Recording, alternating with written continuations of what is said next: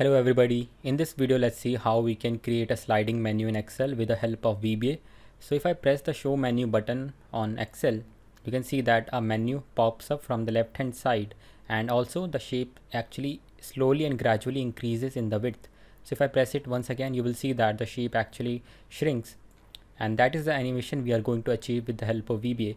And on this shape, what I have done is I have created 3 combo boxes which contain the year, the month name and the quarter. So I'm using these shapes to get the values from my setup sheet on which I have 3 columns containing the data. And now let's see how we can implement that logic by using the VBA. Let's go to the test sheet so that we can get started. And the first thing that I'm going to do is create 2 shapes that will act as a button and one will act as a menu. So I can place it somewhere around the starting of the row 5, and I'm going to create another shape that will act as a button. So let's place it at the top left hand corner, and I'm going to write in here that it is a show hide menu option. And let's change the color of these shapes so that they look much better.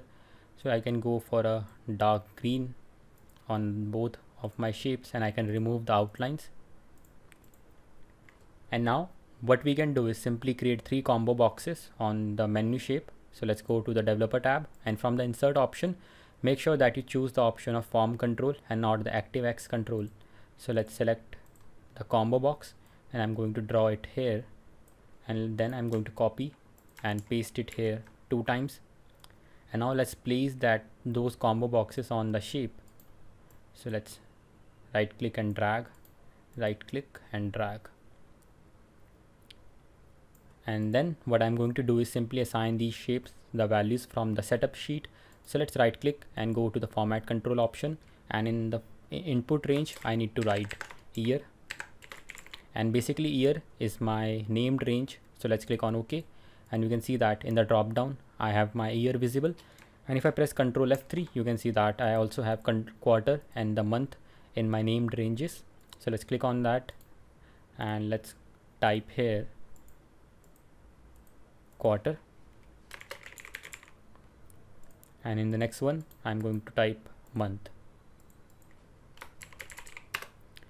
So let's test if these are working or not. So yes, they are working.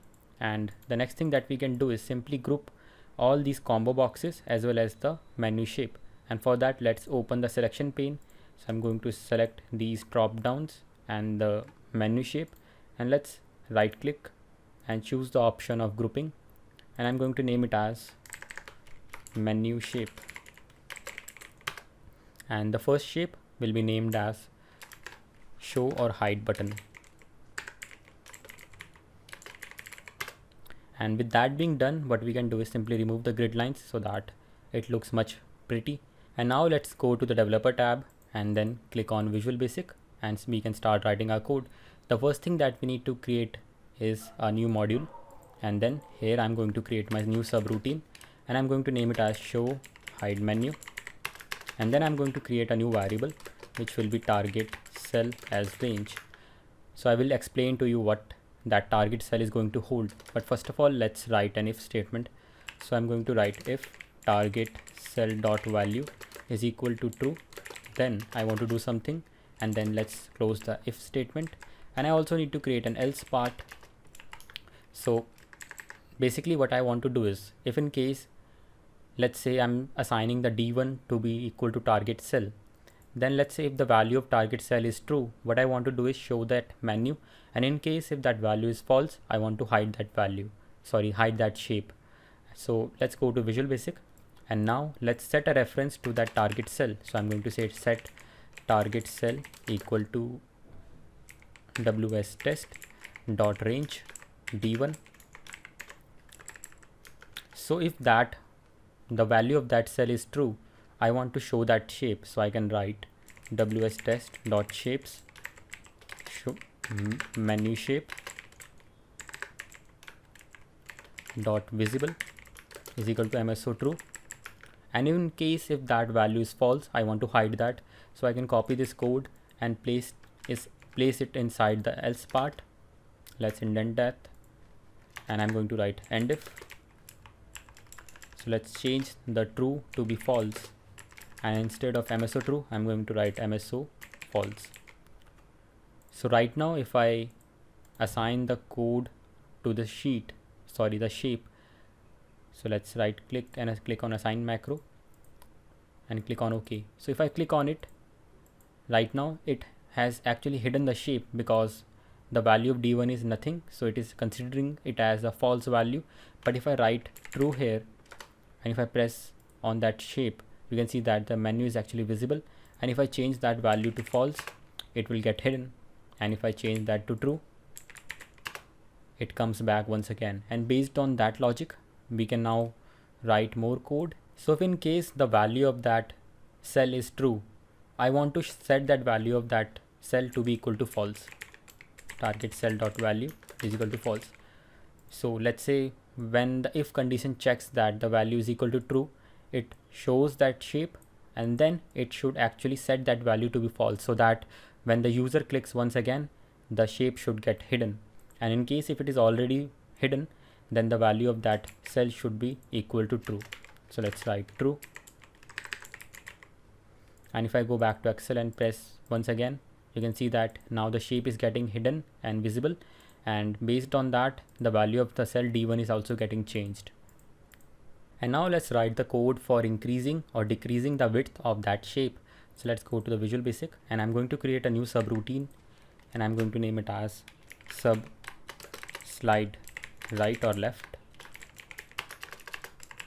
And then I'm going to write that wstest.shapes menu shape dot width should be equal to 0. So let's test what that code is going to do. So if I press F8, you can notice that the shape is actually now hidden. Well, technically the shape is not hidden. The width of that shape is now set to 0. That's why we are not able to see that shape. So if I exit that code and write 120 or something like that and press F8, you can see that the menu now comes back once again in Excel. And based on that logic, we can create the code for creating that animation. So let's copy and paste this code 3-4 times.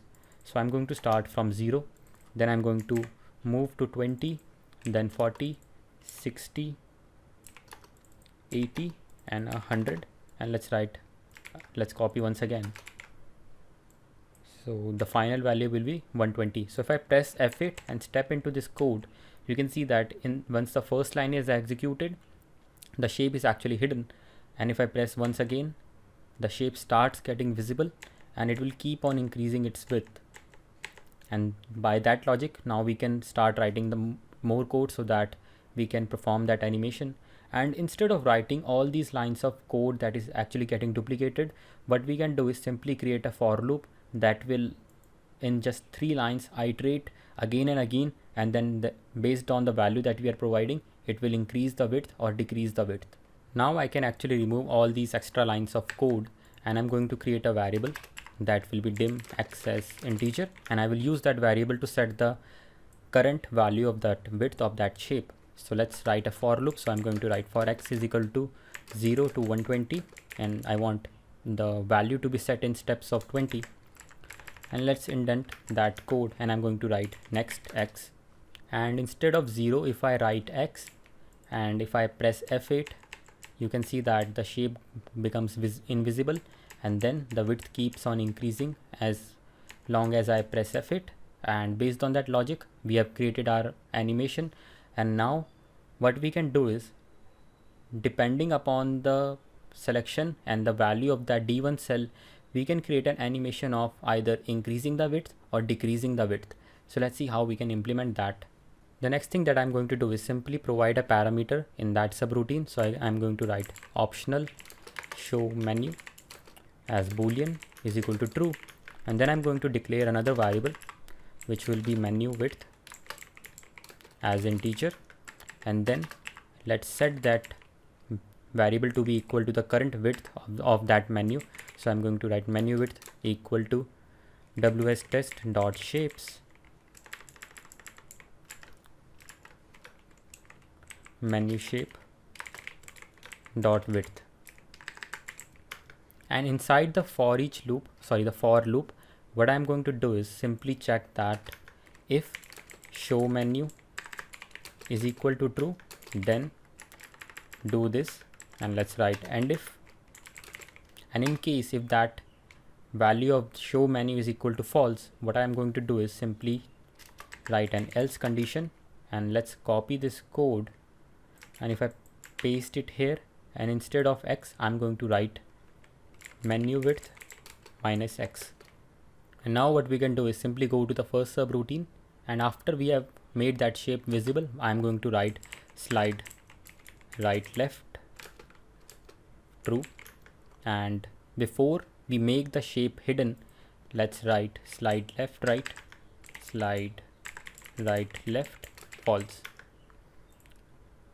And if I step into this code, so let's press F8, and you can see that the value of that cell is currently D1, and based on that we are executing the else branch. So we get into the second code, and now you will see that the width of that shape will actually get decreased. So you can see that as I press F8, the shape is actually sliding to the left, and that is our animation of actually sliding towards the left. And now the code has actually ended, and we can end the first subroutine as well. So instead of pressing F8 again and again, what we can do is simply go to the first subroutine and press F5, and now you can see that the shape actually becomes visible, but the animation of that shape was not clearly visible because it was so quick in making the shape visible on the screen that we were not able to actually get the feel that the animation is actually playing. And if I press F5 once again, it simply becomes visible and hides again and again, but that's not the kind of animation we want. And to solve that, what we can do is create new subroutine that will actually introduce a few seconds of delay or maybe milliseconds of delay in the subroutine that we are executing. So basically what will happen is that after we write that subroutine, the for loop will actually wait a few seconds before it moves on and set the size of that width to a different number. And let's see how we can implement that logic. So let's create that logic for delaying the animation. So I'm going to create a new subroutine, and I'm going to name it as animation wait, and it is going to take an input as double. So I'm going to write wait time as double, and let's write a variable that will hold the start time when that subroutine is actually getting called. So I'm going to write start time as double, and then I'm going to set the start time to be equal to the timer function. So when the code is getting called, this variable will hold the value of the time at that point when it was called. And then I'm going to create a new loop, and that will be a do loop. So I'm going to write until loop until timer minus the start time is actually greater than the wait time. And I'm also going to write do events in case if we want the Excel to return the access back to the user. And now what we can do is simply go to the slide right left subroutine and just simply write animation wait 0.09, and I'm going to use 0.05, and I'm going to use that once again in the else part as well. So let's go back to the first subroutine, and if I press F5, you can see that we get our animation that simply slides towards the left. And if I press once again, we are again getting the animation that shows us that the image or that shape is actually getting increased in the width. And if I keep pressing again and again, you can see that animation. So now what we can do is simply hide the value that we are showing in the cell D1 so that the end user is not able to identify what is actually happening with the cell D1. And for that, there are two options. Either you can change the font color to white, or you can simply press Ctrl+1 and go to the custom option, and instead of general, you can type 3 semicolon, and it will actually hide that value. It will not remove the value, it will simply hide, because as you can see from the formula bar, the value is still there.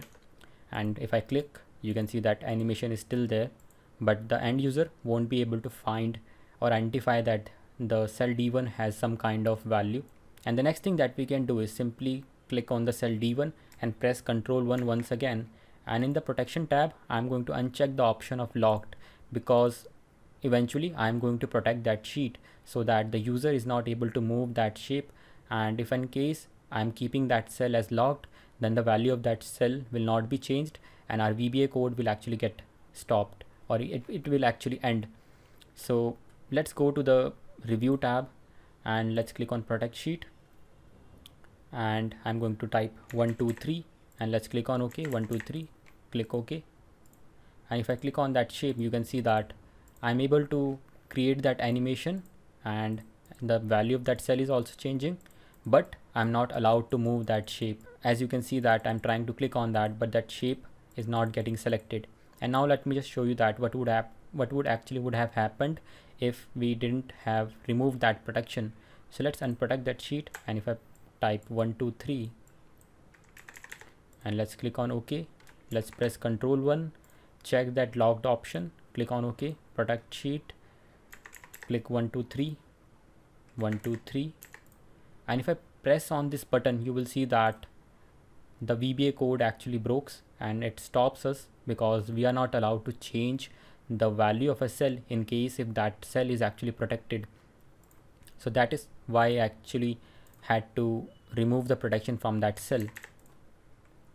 And now we can click on that and the animation is actually working.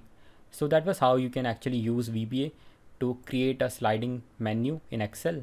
And now by using this knowledge, you can actually create awesome dashboard and create that sliding effect in your dashboard.